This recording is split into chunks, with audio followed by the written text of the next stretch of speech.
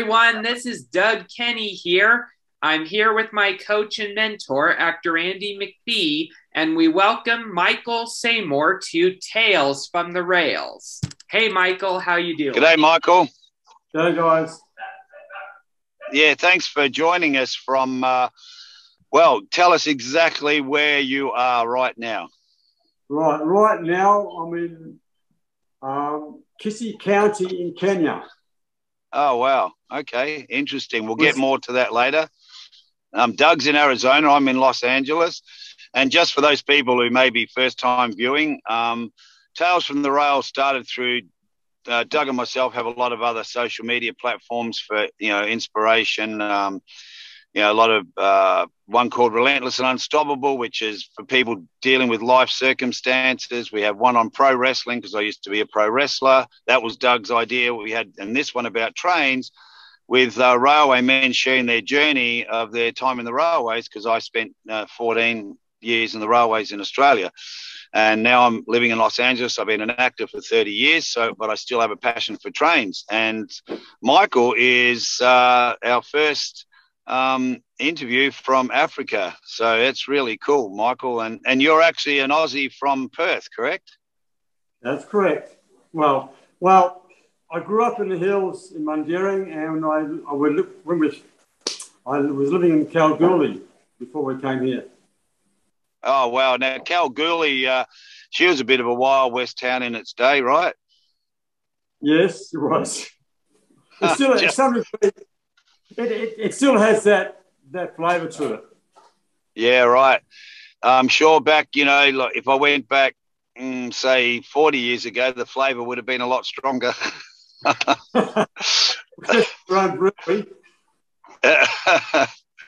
So, Michael, can you just share a little bit with, what got you to Kenya? Like, just how you got to Kenya from Australia. All right.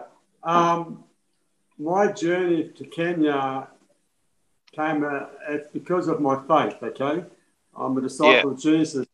So I posted on a forum based in the States a bit of my spiritual journey. A guy from Kenya contacted me, and I sat with it for a number of years, a couple of years. I was in communication with him. I'd sent Bibles across. I'd sent a little bit of funding across, not a great deal. But then I decided I wanted to come and visit the children's home where he was. So I did that in the beginning of 2019. I spent 1 month here in that January. And during that time that I realised that I had more to offer. So I was talking to my wife at home, and she could see stuff was happening. So she said, we need to come back. So in October that same year, we rented our house out, sold off all our possessions, and moved to Kenya. Wow! And that was just before COVID. So now we can't get home. Oh, wow! And are you planning on like staying there for long term, or just doing back and forth? Look, it always was a long-term thing. It's about building relationships. It's not about short-term stuff, so it is long-term. The hardest thing for us is that we do not have the opportunity to actually head home if we want to. Right. Australia, we just can't leave. It's really hard when I've got a friend from South Africa visiting the local area. I've got American friends who live 5 k's away. She's just gone back home to the family, but they've gone back twice since they've been here. And they've been here 12 years, but since I've been here, they've gone back twice. So they can come and go. Other countries come and go. I can't. Yeah, well, you know what? We just did an interview earlier on for Relentless and Unstoppable for mental health and suicide awareness and prevention. And the guys we've had on before, some new ones. It's a dude, Fen Dog is his Instagram name. He's walking from the tip of Australia, the Cape, down to Tasmania, over 5,000 K walk for mental health. And we have one of my friends on from Melbourne. And, mate, seriously, I mean, we're not a political platform, but what's going on in Australia at the moment is insane. It's pretty much all I can say. It's just crazy, you know. I'm not diminishing COVID at all. I'm just going, what is this? And she's a good friend of mine. Said the military, the police present, and the way they're treating us like we're criminals. She said it's absolutely 3 months of lockdown. People are going crazy, you know. Yeah, I understand it, and it's a hard thing to. I read the ABC News app every morning to catch up what's going on at home. I'm up to date. You've got places like Western Australia who are virtually COVID-free because of the lockdown, but also because of isolation. We've got no borders with any other capital city, no borders with any other towns because of the isolation of WA and Perth. I mean, Perth's the most isolated capital city in the world.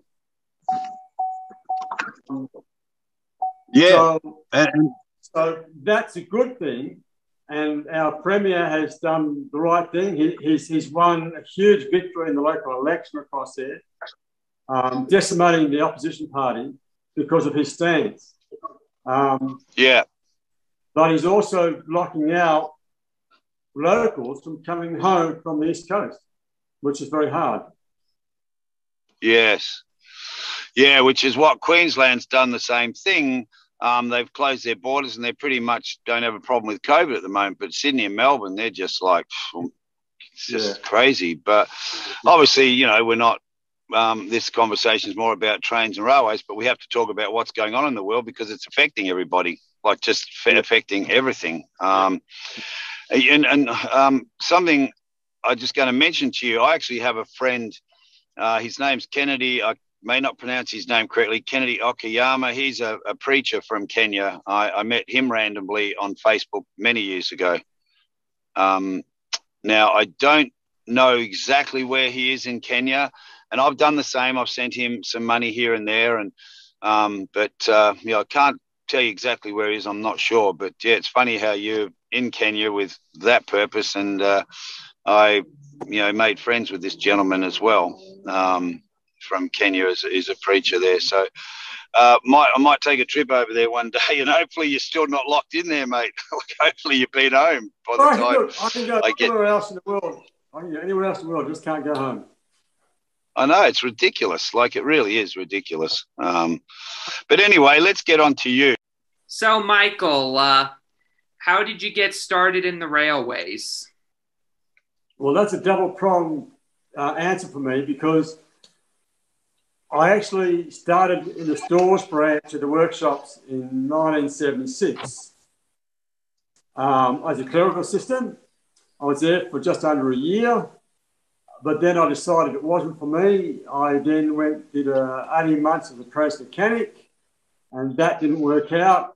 And I was on the dole with unemployment benefits for about 3 months. I found an ad in the local newspaper, I think, and they were calling for trainee enginemen, was what we called at the time, in Merredin, in the wheat belt. I rang up the railways and said, look, I'm living in the Perth area. I can't get up there that easy.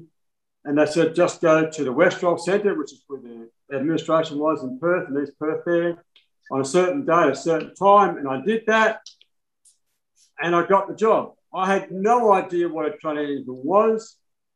Even after going out to Forest Road marshalling yards and starting the job, and the initial job we had was to clean the cabs and windows of the locomotives.